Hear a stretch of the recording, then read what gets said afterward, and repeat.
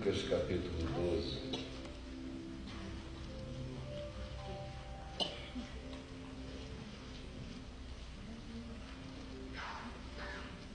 A partir do verso 13.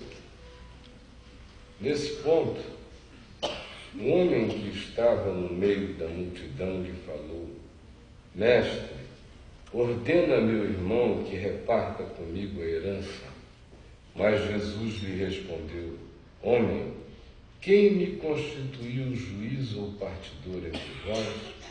Então lhes recomendou: Tende cuidado e guardai-vos de toda e qualquer avareza, porque a vida de um homem não consiste na abundância dos bens que ele possui.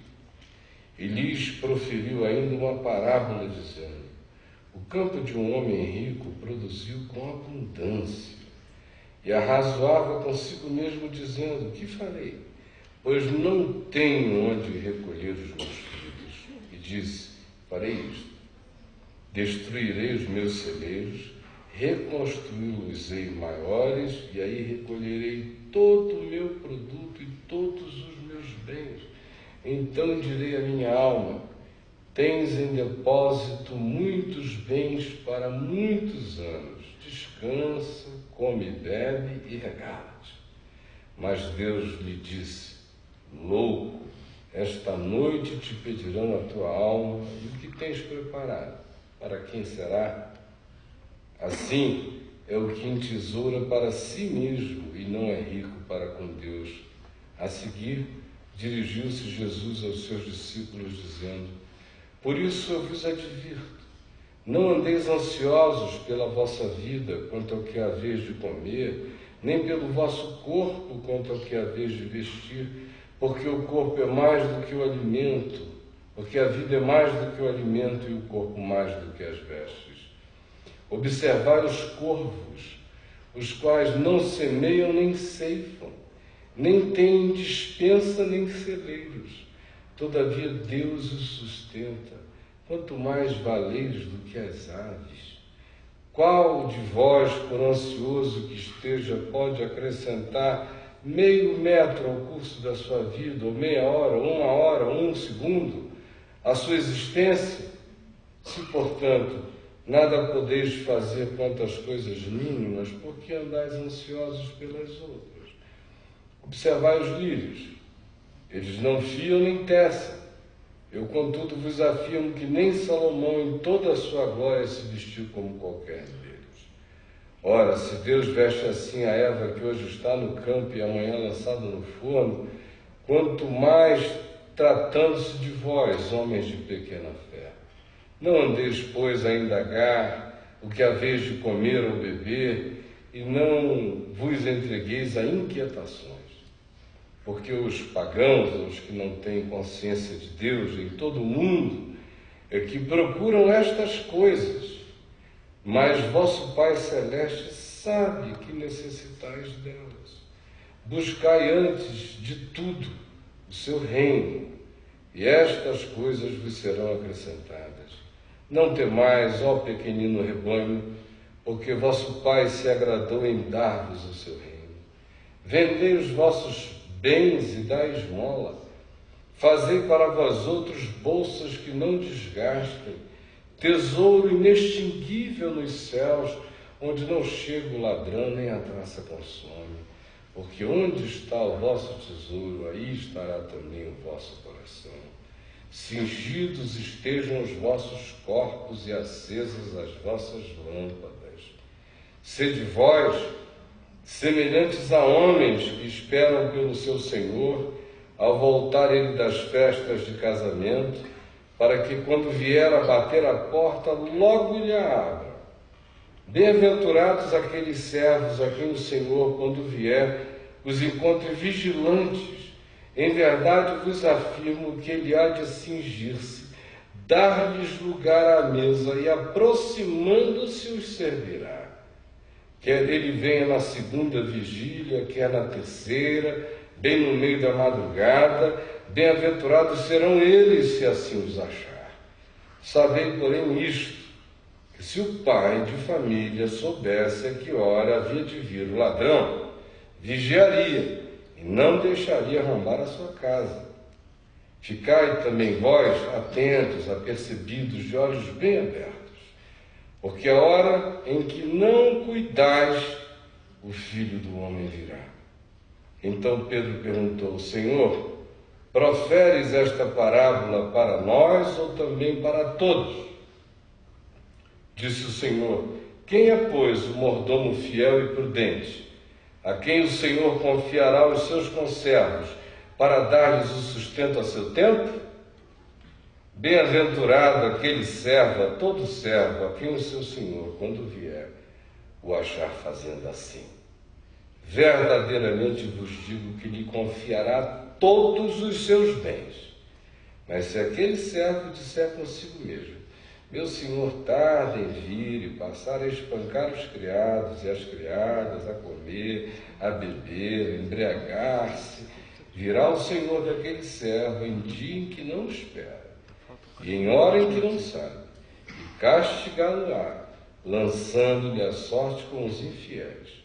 Aquele servo, porém, que conheceu a vontade do seu senhor e não se aprontou, nem fez segundo a sua vontade, será punido com muitos açoites. Aquele, porém, que não soube a vontade do seu senhor e fez coisas dignas de reprovação, levará poucos açoites. Mas àquele a quem muito foi dado, muito lhe será exigido. E àquele a quem muito se confia, muito mais lhe pedirão. Senhor Jesus, dá-nos toda atenção, livra-nos de toda distração e permite que o coração de cada um aqui tenha ouvido a Tua palavra mesmo, não apenas a leitura que eu fiz, mas ouvido a sabedoria eterna de Jesus. A verdade que é como uma rocha que não quebra. Eu peço que seja assim, em Teu nome, Jesus. Amém. Amém. Gente, nós estamos acostumados a ouvir sobre esse mandamento de Jesus acerca de não andarmos ansiosos no texto de Mateus, no capítulo 6, que é mais curto, é mais poético. Aqui em Lucas ele é mais longo, mas ele assambarca uma quantidade de coisas sem excluir nenhuma daquelas que a gente encontra em Mateus 6, mas que só aparecem aqui. Por exemplo, em Mateus 6, se começa falando de que não se pode servir a dois senhores, não se pode servir a Deus e as riquezas, porque onde estiver o teu tesouro, aí estará também o teu coração. E aí se começa dizendo, Jesus dizendo: por isso eu vos digo, não andeis ansiosos por estas coisas. Conectando uma escolha existencial de absolutizar qual é o valor absoluto da existência, o que de fato eu quero para o meu ser na vida, e o que é vida para o meu ser. E uma vez que eu defina isso, se eu vou viver para as coisas que se pegam, que se tangem, que se contam, que se mensuram e que são as categorias do mundo pelos quais as pessoas são julgadas grandes, maiores, menores, poderosas ou fracas, ou se eu vou existir e viver priorizando o que vai ser algo a ser posto na minha interioridade, onde nenhum ladrão entra, onde nenhuma alteração em Wall Street mexe o significado imponderável do que aqui está guardado, onde eu me torno o banco de mim mesmo, guardando graça de dons de consciência, de alegria, de paz, de amor, de esperança e de compromisso com Deus e de alegria na glória de Deus, de modo que eu viro um depósito de riquezas indestrutíveis, porque o meu coração se posiciona para além do aqui e agora, chamando de valor maior da minha vida aquilo que Deus chama de vida e de bem para mim. Aí segue-se ali em Mateus a fala sobre não andar ansioso e se conclui falando da avareza. Aqui, nós temos essa sequência invertida. Começa-se falando da avareza, daquele homem que procura Jesus e desordena que meu irmão reparta a herança comigo. Era um problema de um espólio. E havia uma crise entre eles. E Jesus disse: quem foi que me constituiu juiz e partidor entre vós? E disse: olha, cuidado com a avareza. Porque não é porque é uma herança que brigar por ela não torne você um avarento. O pretexto legal é que esconde a nossa avareza nas nossas brigas de inventário, e por herança, de o que cabe o que a quem. É só porque a gente tem o arcabouço da lei, que era o que o homem pedia a Jesus. Seu juiz e o partidor me dá um arcabouço legal para minha avareza. Não é porque existe o arcabouço legal, porque o arcabouço legal é avarento, que a avareza deixa de ser avareza do ponto de vista espiritual.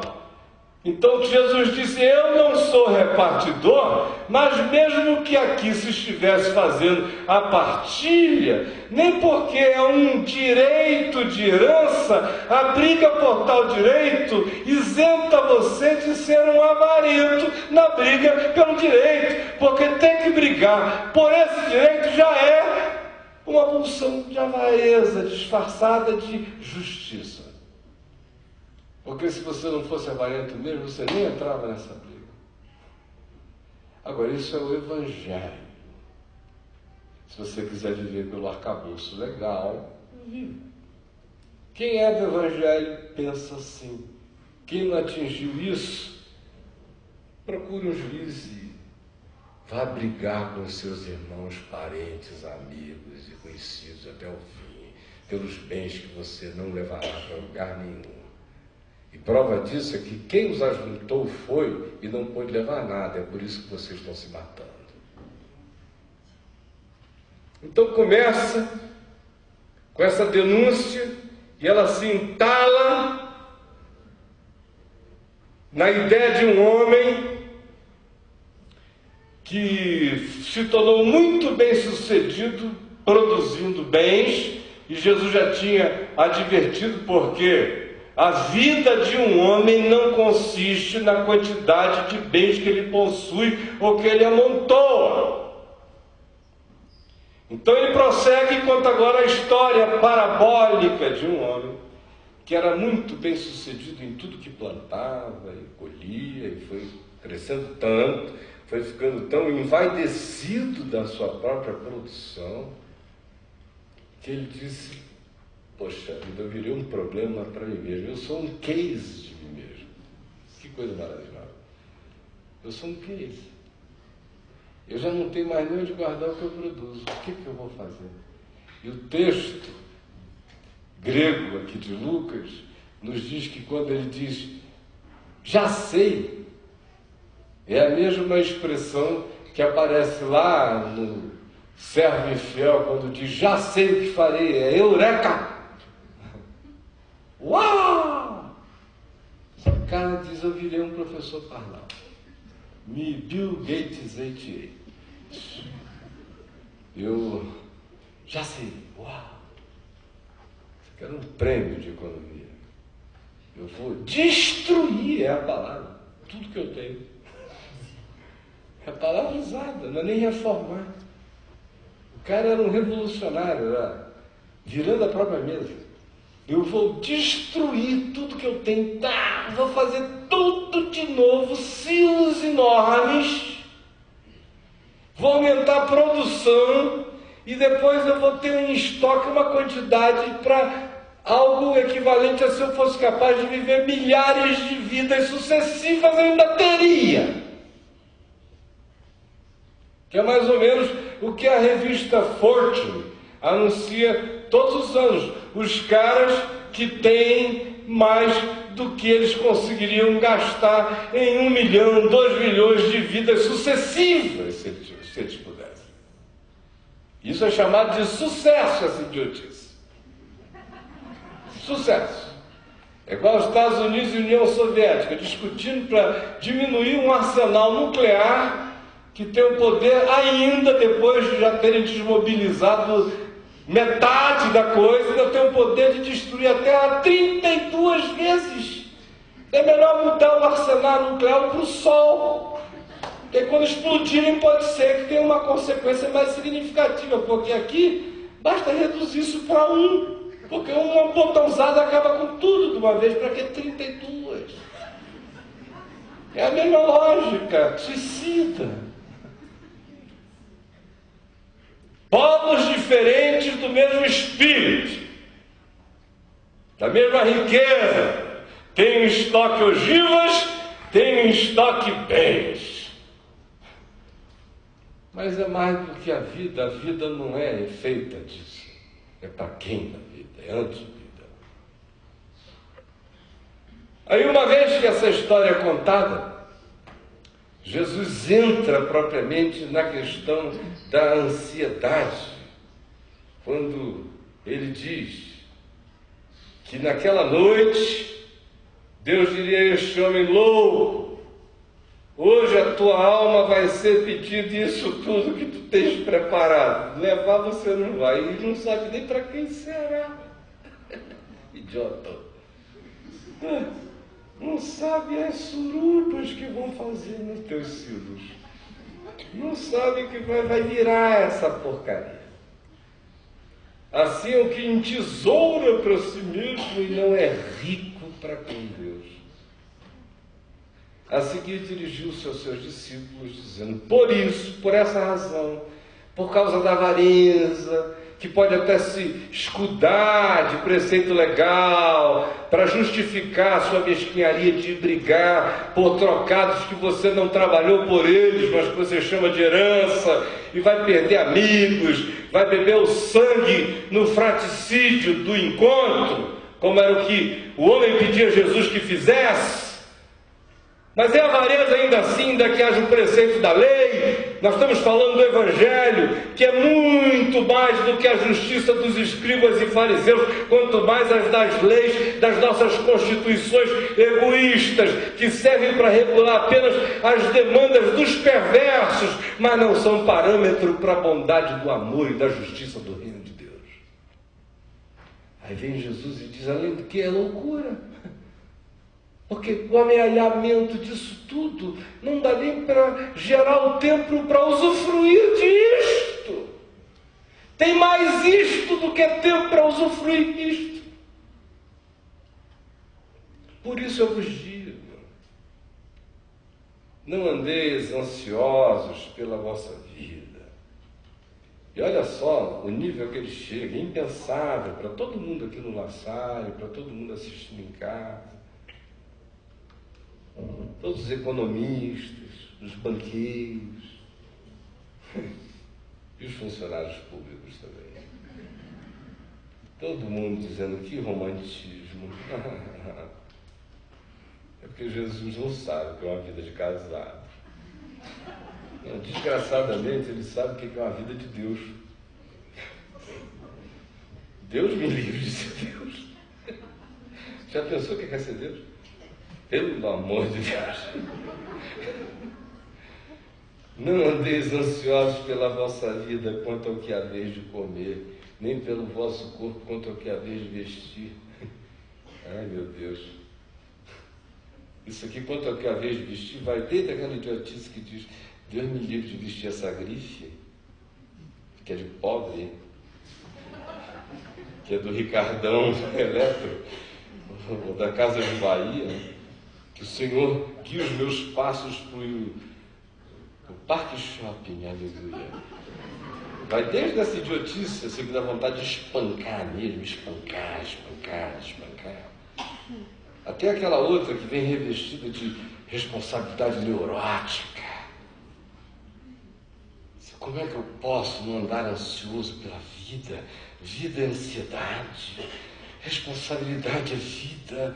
Vida é ser responsável. Ser responsável é estar vivo. É estar vivo para ser responsável. É ser responsável para estar vivo. Essa é a vida. É assim que é a vida.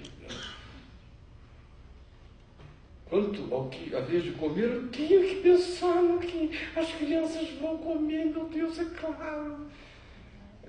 Tem esse que vive nesse nível de angústia, de campo de concentração ambulante. E tem aqueles outros que dizem assim: o que será que as crianças vão comer amanhã, hein? Eu dou batatinha cortada assim, eu vou levá-los no McDonald's, eu vou servir um xadrezinho chinês, Tem todo tipo de frescura nessa história. Todo tipo. Aí vem Jesus e diz: a vida é mais do que o alimento, é mais do que comer, é mais do que comer bem, é mais do que comer alguma coisa, é mais do que apenas pão, na exemplificação mais básica, para não sofisticar a doença das vaidades em cima do que seja alimento. Eu não como isso porque eu tenho uma boca de gourmet, esse é um vinho para não beber, ai meu Deus, me livra desse sangue de boi, me dá um chapéu, não sei do que quer, não sei o que. Tem todo tipo. Tem todo tipo de frescura no processo. Mas Jesus continua dizendo: não importa o nível da sua frescura, a vida é mais do que o alimento, e o corpo é mais do que a veste. O que ele está dizendo é tão grave que ele diz: olha, se você não tiver o que comer, mas souber que não tem o que comer, esteja contente, é sinal de que você ainda está vivo. É tão grave que ele está dizendo: se você não tiver o que vestir, mas fique contente, porque só não tem o que vestir o que está vestido de um corpo. Esse é o nível da gravidade do que ele está dizendo. É o nível da cura que ele quer produzir na gente. Observar os corvos. Ele manda a gente olhar para os urubus, os quais não semeiam, não enceifam, é claro. Não tem despensa nem celeiros. Todavia Deus os sustenta. Você já pensou que Deus é o Deus das carniças? Você já pensou no mundo sem urubu? Eu dou graças a Deus pelos urubus quando eu os vejo voando, digo aleluia, sinal de que vai cheirar bem daqui a pouco, de que eu não vou sentir fedor, de que ele vai, com esse mecanismo dele aí, matar tudo que é verme aeróbico lá nas alturas ancodouradas, onde os anaeróbicos vão ter um banquete sobre as nuvens e vão voltar para cá purificados para limpar de novo a gente desse lixo. Então, o que uns chamam lixo, Deus chama para outros de: vai lá, meu filho, que é o teu banquete. Como lá no Apocalipse diz assim, de maneira desavergonhada, que no Armagedon Deus vai chamar tudo que é ave da terra para dizer: olha, chegou o dia de vocês beberem sangue bom, sangue de príncipe, de rei, de nobre, de todo mundo que achava que tinha um rei na barriga, que tinha um sangue azul. Vão lá para o Armagedon beber e comer essas carnes gostosas. E a urubuzada diz: obrigado, Senhor, aleluia. A história tem muitas versões, meus irmãos. Quando a gente ouvir dos corvos, a gente vai levar um susto. Ou qual de vós, por ansioso que esteja, pode acrescentar meio metro, ou 1 minuto, ou 1 dia, ou 1 hora, ao curso da sua vida, ao tempo da sua existência? Se, portanto, apagou alguma coisa,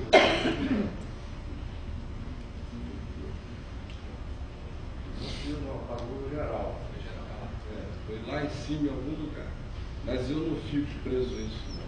Preste atenção para mim, porque a palavra de Deus não tem nada a ver com energia elétrica, mas com o poder do Espírito Santo.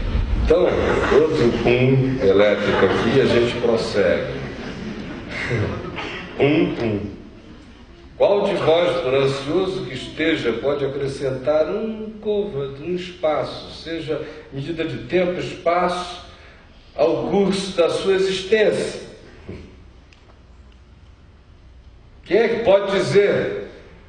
Por causa do que eu como, por causa do meu personal, por causa dos meus muitos médicos, por causa do meu plano de saúde, por causa da minha alimentação balanceada, e porque eu não fumo, eu não bebo, e eu ando no parque todos os dias, eu sei que viverei até os 99 anos. E enquanto pensa isso, é atropelado por um caminhão, um cara que vinha bêbado e que atropelou você justamente na hora da corrida, no parque. Esse é o nível da sua soberania sobre você mesmo, meu irmão. Bobinho. Aí de repente nasce um câncer lá, num lugar que você não quer nem mencionar. E a gente tira essa onda toda.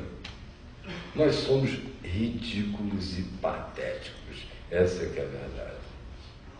Se, portanto, nada podeis fazer quanto às coisas mínimas, porque andais ansiosos pelas outras, as que vocês não podem controlar mesmo. Olhem os lírios. Você já viu algum lírio se tecendo? Passa essa agulha para cá. Pô, não vou dar fruto esse ano, não vou dar flor porque não arranjei as agulhas certas, não me serviram com material próprio. Olhem os lírios, Jesus diz, de maneira mais desavergonhada. Olhem os lírios. Eles não fiam nem tecem, eu, contudo, vos afirmo que nem Salomão, no seu dia de maior gala, se vestiu como qualquer deles. Olha, se Deus veste assim a erva, que aparece hoje, acaba amanhã, vai para o forno, desaparece, não aguenta um calor, quanto mais se tratando de vocês, gente de pequena fé. Não andeis, pois, a indagar o que é a vez de comer ou de beber, nem vos entregueis às inquietações. E a gente vive tomado de inquietação o tempo todo. É uma gincana de propostas a serem atingidas, de coisas a serem conhecidas, de lugares a serem visitados, de salários a serem alcançados, de poupanças a serem amealhadas, de carros a serem trocados com regularidade, de status a serem alcançados, coisas a serem exibidas. É tanta luta para o lado de fora, construindo um reino corruptível, um carro que enferruja, televisões que pifam, computadores que a gente já compra para trocar o tempo todo, salários que a gente ganha para gastar desesperadamente, para sofrer de não poupar, poupar angustiadamente sem saber o quanto vale poupar, o quanto vale guardar, o quanto vale amealhar, e alguns, para quem vou deixar? Aí uma angústia, vou para o terapeuta.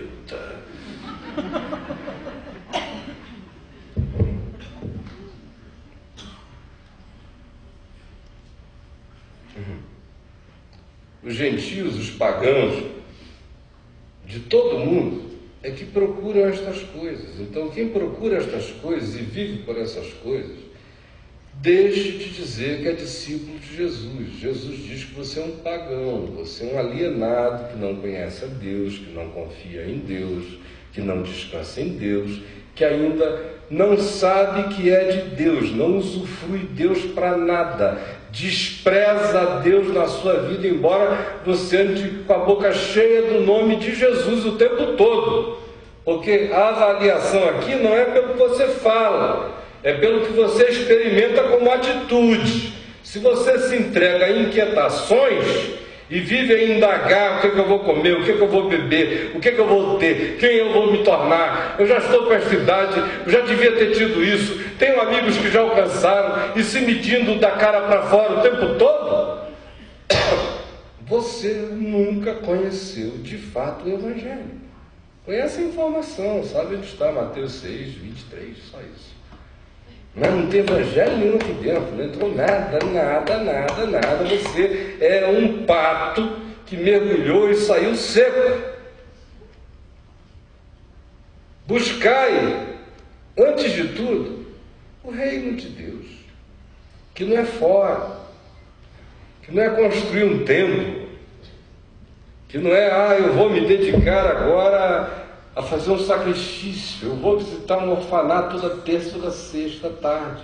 Faça isso porque é uma bênção, mas não é porque quem faz isso está indo fazer um trabalho do reino de Deus. Pelo amor de Deus, o reino de Deus está dentro da gente. O reino de Deus é tudo. O reino de Deus se vira um olhar, é o nosso olhar. O reino de Deus é o nosso agir. O reino de Deus é o nosso acolher. O reino de Deus é o nosso tratar. Reino de Deus é o nosso incluir, reino de Deus é o nosso marcar de posições, de dizer eu vou até aqui, daqui não dá, antes importa obedecer a Deus do que aos homens. Reino de Deus é amor de Deus em nós, reino de Deus é o reinado de Deus em nós, é que o Senhor é Ele, não é Ele. Quando eu elejo uma veneta como um sacrifício, tipo subir de joelho à escada da penha e digo que por amor a Ele estou fazendo isso. Não. Ele não me pediu isso. Eu só manifesto amor pelo reino de Deus quando eu cumpro os mandamentos. Jesus disse, aquele que me ama, cumpre os meus mandamentos. Então eu não preciso inventar mandamento. Eu só tenho que cumprir o mandamento, e o mandamento é um só. É que nos amemos uns aos outros. Então, o reino de Deus, que não gera o reinado do Deus que é amor, começando a me ensinar a amar, perdoar, relevar, incluir, acolher, ou mesmo quando eu aborreço a obra de alguém, não aborrecer o indivíduo para sempre, nem posicioná-lo em nenhum juízo que o ponha em nenhum tipo de inferno irrecuperável. Se o reino de Deus não começar assim, jamais vai ser reino de Deus em mim.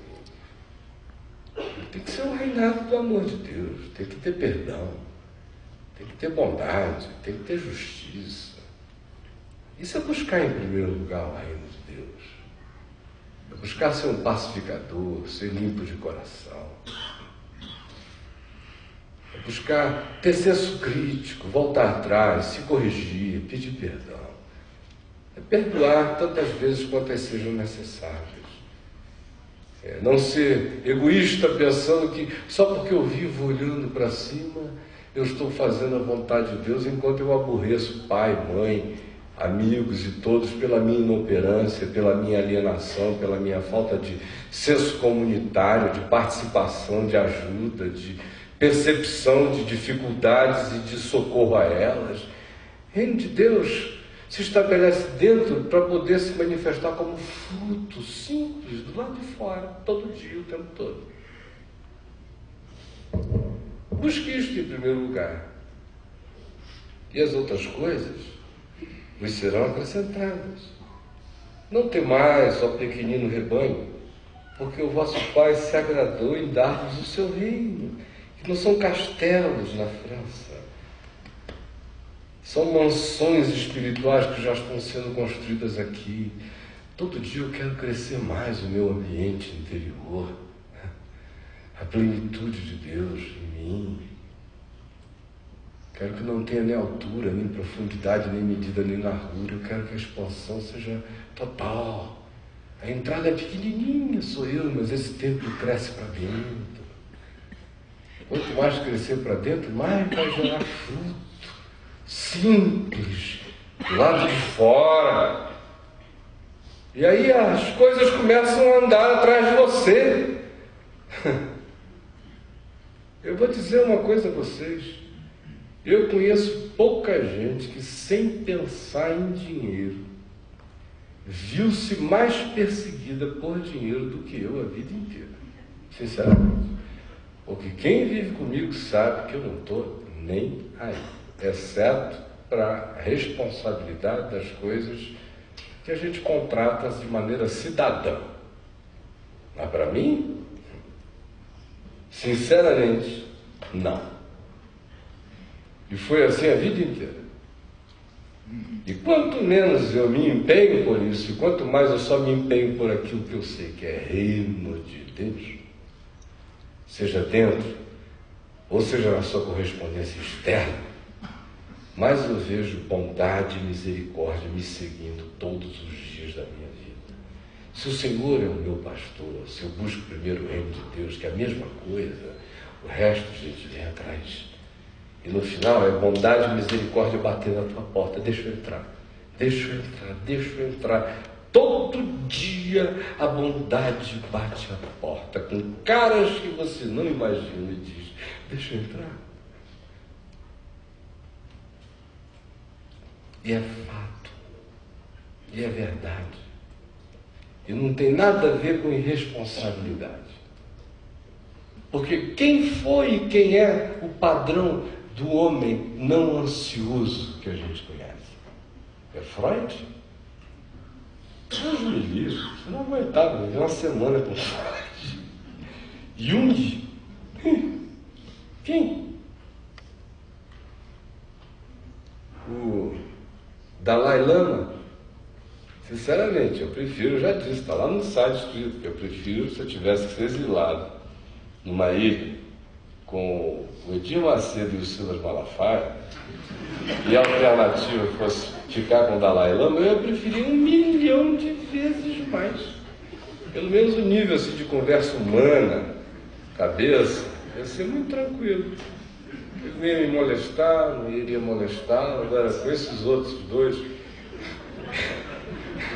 pelo amor de Deus, ia ser uma desgraça. Eu ia ficar escondido numa gruta do outro lado da ilha. O Senhor me salva, me livra do mal.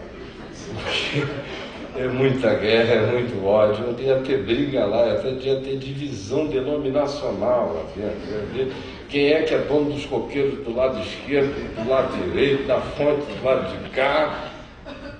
Quem é que decretou primeiro? É uma confusão. Eu estou sendo sincero. Não é aqui nenhum juízo, é só uma escolha de companhia. Se eles forem como tem sido até agora, a minha escolha seria tranquilamente essa. E um paraíso seria o irmão Gandhi. Muito tranquilo também. O Pai agradou dar-vos o seu reino. Você pode ser pequenininho e fraco, mas experimente botar esta ordem na sua vida. Estabelecer esse nível de confiança. Aí ele vai mais além, diz: vendei os vossos bens e dai esmolas. Aí é uma loucura. Meu Deus, Jesus entrou no caminho da seita. Realmente, tem muita seita estimulando o pessoal por aí a vida inteira a fazer isso. Não é aqui o caso. O que Jesus está dizendo é: se vocês tiverem que fazer escolha entre o socorro que vai se materializar e gerar um bem que vai salvar pessoas, e o preço para isso for se desfazer de um bem, ele não está mandando você jogar a sua casa fora, botar os seus filhos na rua, não ser responsável para com os seus. Ele está dizendo de um bem. É um bem, não é o bem, é um bem. Se vendem e entesourem para coisas eternas. Criem castelos de gratidão. Criem obeliscos de oração feliz no coração dos seres humanos. Ninguém vai ver, mas o Pai vai contemplar. É isso que ele está mandando fazer. E como eu disse, o padrão de sanidade em relação a não andar ansioso é Jesus. Não é Paulo, é Jesus. É só Jesus que é o padrão de tudo. Então como é que era Jesus? Ele não era ansioso, mas ele chegava onde ele queria. Ele tinha rumo, ele tinha direção, Ele tinha hábitos, ele tinha costumes, ele tinha rotinas, ele fazia coisas que se diz segundo o seu costume, ele trabalhava, ele ganhou a vida, sustentou a casa dos seus pais como um carpinteiro, é dito em Lucas, é dito em Marcos. Não só é filho do carpinteiro, mas não é esse o carpinteiro, filho de José. Ele toda hora diz, não é chegada a hora, é chegada a hora, ele tem hora. É por isso que cabe tanta coisa no dia dele. Ele tem um mapa, ele tem uma estratégia, ele sai de um determinado lugar, ele aponta para outro, ele tem hora para sair de lá e dizer, dirigindo-nos para outro lugar. A vida dele tem sentido. Mas ao mesmo tempo tem abertura para o que acontece de inusitado. Ele para o que tem menos valor para atender o que tem mais valor. Isso não acontece o tempo todo, mas toda vez que acontece é assim que ele trata. Por isso ele pode estar indo salvar a filha do chefe da sinagoga, o Jairo. Mas uma mulher que lhe puxa nas orlas das vestes não deixa de ser atendida. É um encontro de vida. E o outro também. E ele atrasa um pouquinho, mas chega lá e realiza vida sobre a vida. Ele só não deixa atrasar por aquilo que não gera vida. Por isso ele diz, a ninguém faleis pelo caminho. Vejam como nele tudo tem equilíbrio. Se é para interromper, interrompe. Se não é para não interromper, não interrompe. Ele é capaz de dizer, em resposta a um anúncio de que um dos seus melhores amigos, Lázaro, estava para morrer, ele é capaz de ficar mais 4 dias no lugar e chegar depois que o homem está sepultado, mas só tem esse direito em relação à amizade aquele que também pode chegar diante da tumba e dizer, Lázaro vem para fora. Do contrário, o ensino normal do Evangelho é, se eu fui avisado, eu vou. Se eu puder chegar antes dele, chegarei. Porque eu não tenho o poder de depois dele dizer, vem para fora, então eu vou fazer o possível para chegar antes. O Evangelho é simples assim. Não há ansiedade e nem há irresponsabilidade, ao contrário. O texto prossegue dizendo, olha, não andem pela avareza, não se entreguem à ansiedade, mas não mergulhem na vacuidade. Logo depois o que se introduz é a ideia de trabalho, de vigilância, de servos que trabalham sem ansiedade, que vigiam sem neurose, porque não estão vigiando as coisas que se corrompem, mas estão vigiando aquelas que são as incorruptíveis, porque estão se dando em alma, não pelas coisas que perecem, mas dando-se em intensidade interior pelas que não perecem. Por isso o que se pede é que estejam vigilantes, sem avareza, sem ansiedade, mas sem distração, sem procrastinação. E a exemplificação é do servo que trabalha todo dia, ainda que dê a sensação de que o seu senhor demora, atrasa ou que ele nem venha. É de uma consciência que se torna tão adulta que não precisa mais de olhos que vigiem nem fiscalizem. De um ser que, com a presença patronal ou não, se sente alegremente o dono do negócio, não para expropriar, nem para abusar, nem para usar, mas para servir com amor, conforme a designação que sobre ele foi dada pelo dono de tudo, o patrão que se ausentou e que disse, cuida dos meus bens com carinho, como se aqui eu estivesse todo dia. Então, ansiedade não, distração também não. O convite é para vigilância. Para isso eu preciso de algumas coisas, só para concluir. Primeiro, estabelecer com consciência do Evangelho que eu tenho que ter critérios e hierarquias de valores e de significados em mim. A vida é mais que o alimento, o corpo é mais que a veste. Não é a veste que faz o corpo, não é o que eu como que diz quem eu sou, não é o carro que eu dirijo que afirma a minha identidade, não é a mulher ou o homem que eu casei ou que eu namoro, ou não é a casa que eu possuo, ou não é a cor da pele das pessoas das quais eu descendo, que me tornam maior ou que me tornam menor. Nada disso tem qualquer significado a não ser no circo do planeta. Mas se eu sou discípulo de Jesus,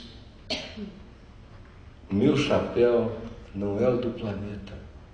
Eu não estou botando na cabeça o capacete da terra, eu estou botando na minha cabeça o capacete do Evangelho, da salvação, do valor do reino de Deus. Essa é a minha mente, a mente de Cristo. E aí eu tenho uma escala de significados. E se eu tenho essa escala de significados, o que vem antes de tudo é o reino de Deus.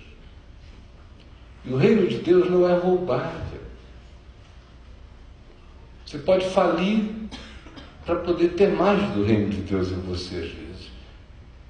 Eu já vi tantas falências serem os elementos mais enriquecedores interiormente de indivíduos. Já vi tantas diminuições de ganho alargarem a consciência em fé de certas pessoas. Eu já vi tantas perdas humanas catapultarem o indivíduo para dimensões espirituais impensáveis antes. Já vi tantas fragilidades físicas se transformarem num ganho de vida, porque se o corpo é mais do que as vestes, a vida é mais do que o alimento, e também o espírito é mais do que o corpo, e o serviço do espírito é a Deus que o deu. Se essas coisas se alinham em mim, e se elas são fruto de fé e de confiança, nenhuma avareza terá lugar no meu coração. Não serei possuído por nenhuma das coisas que eu tenho, porque não considerarei minha nenhuma das coisas que eu porventura possua. Tudo vem, tudo vai, todas as coisas com o tempo se corrompem. Olhe para o seu corpo. Veja como você está se corrompendo todo dia. Você vai se corromper até a morte. Esse é um corpo de morte. Para que eu engano? Por outro lado, o convite não é para distração, é para vigilância espiritual. Sem ansiedade em relação ao que se constitui escravização e dominação das nossas mentes neste mundo, sem ansiedade, que é o grilhão diabólico usado para manipular as nossas emoções, nossos pensamentos, nossas mentes, para equivocar nossas decisões, para mudar nosso caminho, para nos colocar em disputas de competição, de vaidade, de medição, de lutas loucas que não carregam vida. Ao invés disso, o chamado é para aquela confiança no Senhor que diz: Ele vai prover para mim. Mas enquanto isso eu serei espiritualmente vigilante. Manterei os meus olhos abertos para que não haja perversão, porque é tudo muito fácil de ser pervertido. Eu não devo andar ansioso, mas devo andar de olho aberto, porque se eu não souber, como diz Jesus, que basta cada dia o seu cuidado, porque cada dia carrega o seu próprio mal. Se eu não souber que em cada dia, se eu não estiver de olho aberto, eu posso me distrair para que um determinado mal me penetre. E a isso sim ele chama de mal, que é absorver valor equivocado, que é chamar de verdade aquilo que é só convenção humana, que é chamar de direito aquilo que é só o que foi constituído, não é o que é a afirmação do Evangelho sobre a justiça do reino de Deus, que é superior aos direitos do homem na terra. Se eu não souber, e se eu não me dispuser a dizer, eu abro mão de todo esse arcabouço de pensamento, de todos esses castelinhos, de todos esses sofismas mentais que configuram o meu pensar, e eu quero me submeter de fato ao Evangelho. Submetermos-nos ao Evangelho é nos curvarmos diante de Deus e dizer, eu quero que a minha mente, que as minhas emoções, que os meus sentimentos deem razão a Jesus todo dia.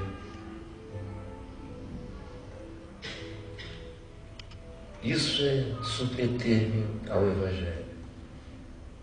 E eu devo fazer isso hoje e agora. E é para isso que eu convido você agora, para tomar essa ceia dos que se convertem ao Evangelho, dos que pedem para ficar livres do paganismo emocional, afetivo, das objetividades pelas quais a gente orienta a vida e que são apenas diversões, distrações, enganos do percurso. São apenas os pretextos mundanos da mentira para a gente continuar fugindo da verdade. Que o Senhor nos livre de trabalhar em vão, como eu vejo gente se matando a vida inteira e não sabendo morrer, morrendo com medo, com pânico, desesperado, como quem vai cair num buraco eterno, ouvindo Deus dizer, louco, valeu a pena, seu maluco. Essa é que é a perda, meu irmão. Mas o Senhor quer, como disse Jesus, é encontrarmos sem ansiedade, vigilantes, confiantes, sabendo o que tem valor e o que não tem valor. A esses ele diz, bem-aventurados aqueles servos a quem o seu Senhor, quando vier, os encontrar vigilantes. Em verdade vos afirmo que ele há de se vestir, o Senhor, dar-lhes lugar à mesa. Venham, sentem à mesa, vai dizer aos servos, sentem. E aproximando-se, ele mesmo, o Senhor, os servirá. Que coisa maravilhosa! Para quem não andou ansioso, para quem não se deixou vencer pela avareza, para quem não serviu a Deus só por obrigação, mas por amor, para quem manteve vigilante o coração para não se perverter no caminho, para quem não abusou do próximo, porque sabia que cada outro tem dono, o Senhor diz, eu mesmo digo que você é um bem-aventurado. E quando eu vier, eu vou me vestir de garçom e eu vou dizer, senta na minha mesa, porque eu vou servir você. Para aqueles que estiverem vigilantes, quer ele venha às 2 da manhã, às 3 da manhã, na madrugada da existência, se os achar assim, sem avareza, generosos, sem ansiedade, confiantes, vigilantes, porém não neuróticos, amando e sabendo que o mandamento é amor. Aqueles aos quais ele assim achar, esses serão chamados de os verdadeiros felizes de Deus. Sabem, porém, isto, que se o pai de família soubesse a que hora haveria de vir o ladrão, ele vigiaria e não deixaria arrombar a casa. Portanto, assim como você não sabe, fique atento sempre apercebidos, porque a hora em que não cuidares, o Filho do Homem virá. ou virá com as nuvens do céu, ou virá para levar você para o encontro dele, onde cada consciência tem que responder pela vida. Verdadeiramente vos digo que aquele a quem ele encontrar assim, generoso, sem ansiedade por causa da confiança, vigilante, sem ser neurótico, porque no amor ele serviu sem obrigação, acerca deles o Senhor diz: verdadeiramente vos digo que eu lhes darei todos os meus bens. Este é o Evangelho hoje. Esta é a palavra do Senhor para nós, exatamente agora. Vamos ficar em pé.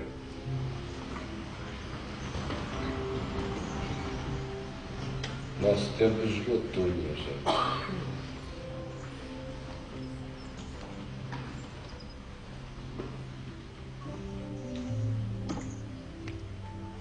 Eu não quero dar um mau testemunho para o pessoal do teatro aí fora. Vocês não se importam se cada um considerar que já comeu o pão? Porque a vida é mais do que o alimento. E o corpo é mais do que a veste.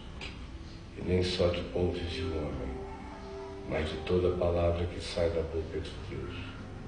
E Jesus disse: as minhas palavras são espírito e são vida. Senhor Jesus, que o pão da tua palavra tenha sido comido por todos. Que o vinho do Evangelho puro, eterno e novo tenha sido servido a todos. Que o alimento que vence a avareza com generosidade, a ansiedade com confiança, que vence as neuroses com o serviço que se faz em amor, com a vigilância que não é paranoica, porque entrega todas as coisas a ti e faz tudo para ti e em ti. Que esta tua palavra, que eu sei que vem da tua boca e da pureza do Evangelho, penetre no coração de todos, se transforme em pão e vinho no caminhar de cada um de nós, durante toda esta semana e durante todos os dias da nossa vida. Em nome de Jesus. Amém e amém. Que o Senhor